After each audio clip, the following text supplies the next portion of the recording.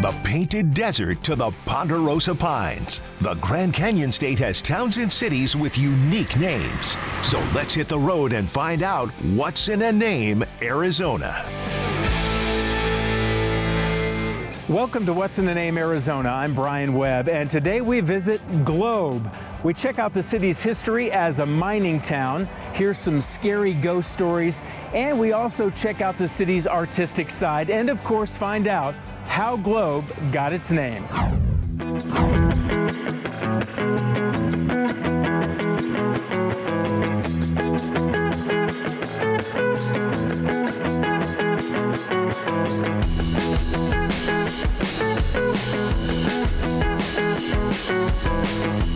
We're at the Gila County Historical Museum. I'm with Bob Bigando running the show. Bob, very nice to see you. Nice to meet you. Talk to me about Globe, why it's even on the map in the first place. Globe is on the map because of the minerals that were discovered in the area all around here. Dating back to how far? The original discoveries were in the early 1870s, and the original silver mines operated from around the mid-1870s to the early 1880s, and then copper. So some lucky guy walking through here found some silver way back in the day, and the rest is history?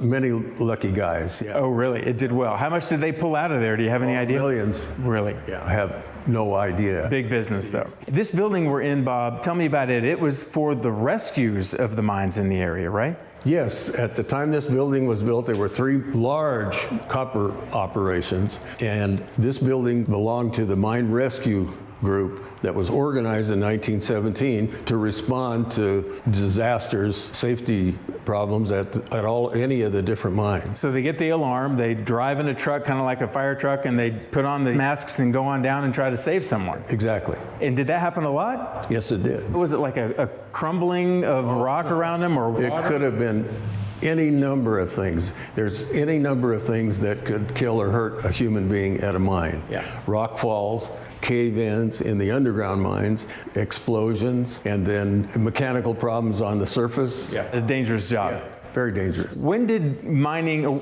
kind of wrap up, basically, and where are we at today? Today, this mine across the street from us, the Old Dominion mine, the original mine, stopped operating in 1931. Now, we still have the Freeport smelter operating. It's one of the few operating smelters in the United States. And the old Inspiration mine, that's Freeport owned now, is being leached for copper that's in the old ore dumps. What would you say is the industry here now? Where do people work? Well, now there are actually 3 operating copper mines between here and Superior in the Pinto Valley area, and then the Resolution mine that we hope will come online in the Superior area. So they're still mining copper in this vicinity, as well as the mines at Morenci.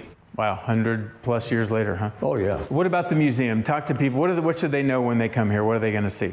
They're going to see an overview of the history of the culture and the economy of this area from the time it began. Cool stuff in here.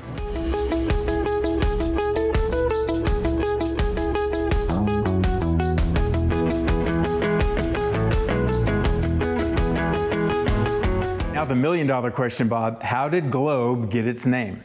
Well, there has been a legend for many years that Globe got its name from the discovery of a globe-shaped silver nugget that had the maps of the continents on it. However, it actually got its name from the claims, the original copper claims in the area, the Globe and the Globe Ledge, that were discovered in 1873. And in 1875, they formed the Globe Mining District, that they took the name from those claims, and then soon the town of, they called it Globe City, began to form up down the creek here. Was there ever actually a silver ball of any type, do you think? There was a silver ball, but it was discovered about 1886, so that was well after the name Globe. And the legend goes on, but you're trying to set the record straight. I'd like to see the record set straight. Interesting either way.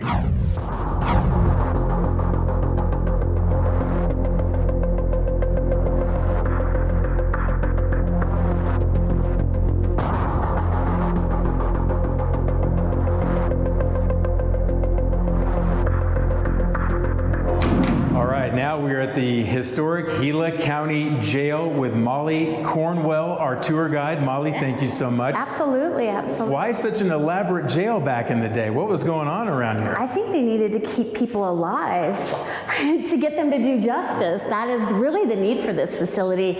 You're thinking 1910, the vigilantes would take you, they had their own justice, and they would decide that you, before you got to your court case, they decided that you were guilty or what have you. So this was a needful thing back in the territory, and so they could keep them safe until they could get them to due process, and if they were guilty, then they went to the real prison from there. But this was that holding prison. Jail can be a good thing when your guys want to kill you. Yes, and one example is right where we're Tell us about this room here. We call this the assassination cell. Now granted, it happened early in the years when the jail was open, so 1911. Someone hid out across the alley, and we do have a little picture there. We talk about it on our tours.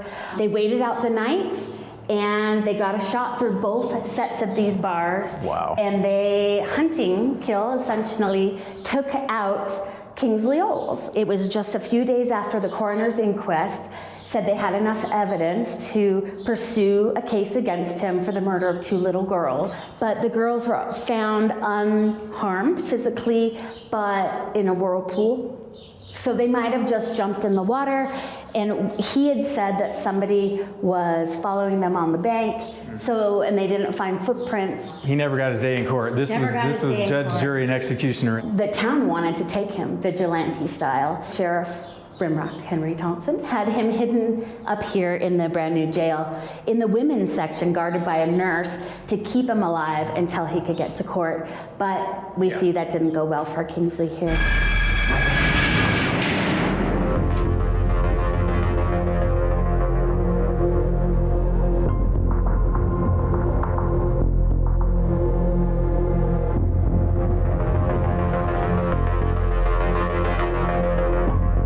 Lots of famous characters were in jails around here. Yeah, absolutely. So this complex here, same corner, but as Globe kept growing, they needed to keep building bigger facilities. So the facility next door is now not the courthouse, it's the Center for the Arts now, the historic courthouse.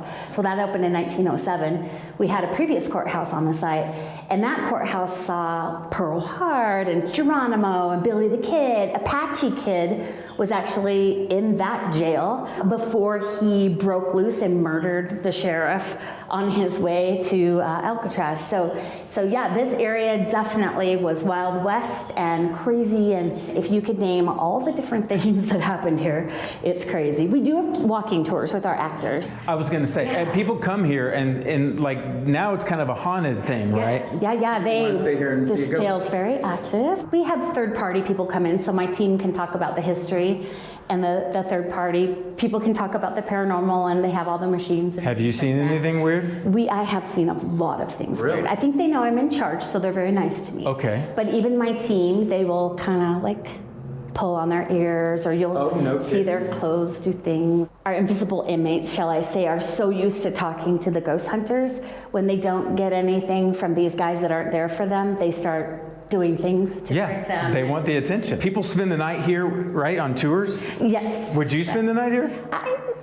I have with film groups, but not alone. I just kind of, no. So at any minute, somebody could grab me by the back and... Maybe. They know not to grab me, but yeah. I'm going to stick by you. People love to come here for that reason. Now I'm nervous. I'm getting out of here. Okay.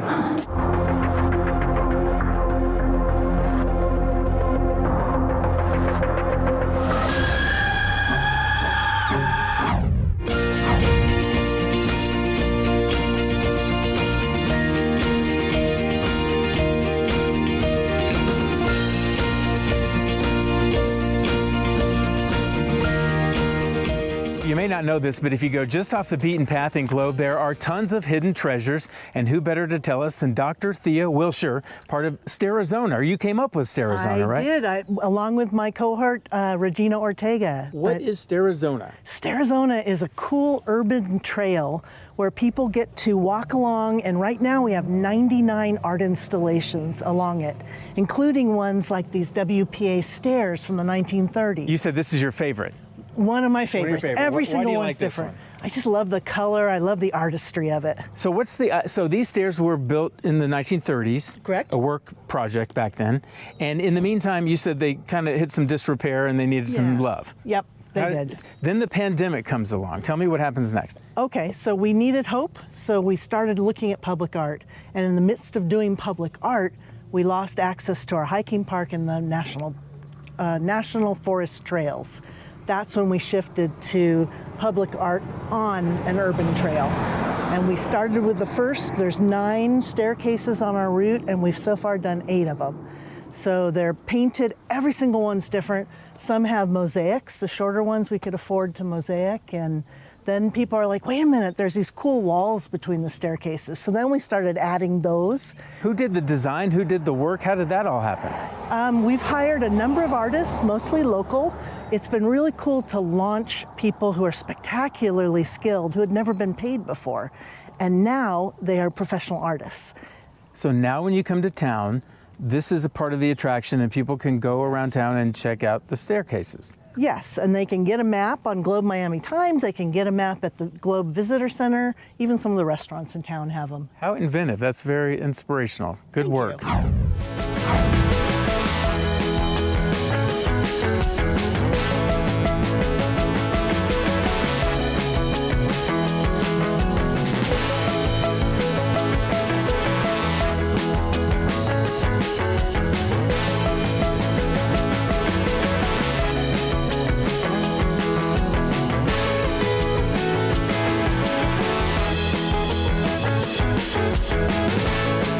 That wraps up our trip to Globe, Arizona, from an old mining town to a haunted jail and some hidden treasures right off the beaten path. We sure hope you had a good time, and don't forget to join us again to find out what's in the name Arizona.